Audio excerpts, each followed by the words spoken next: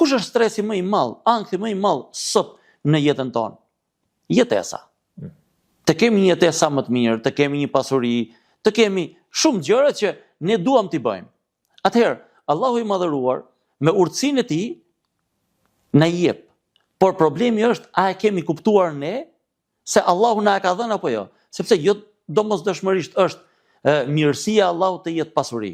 Pra, pasuri materiale.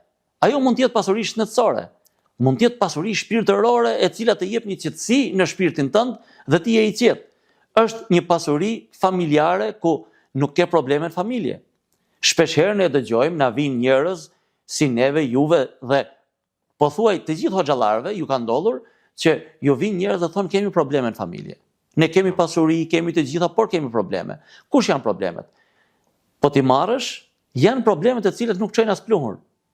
Por ankthi është i atill që njeriu e çon drejt dëshpërimit. E nëse shkon drejt dëshpërimit dhe Allahu i madhëruar i ka dhënë një urtësi besimtarit.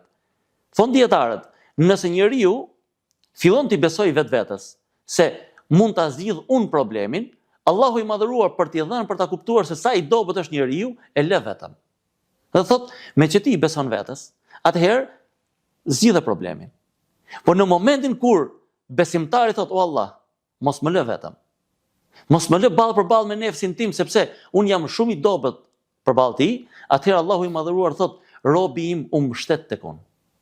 Dhe unë atë nuk mund ta lë në rrugë.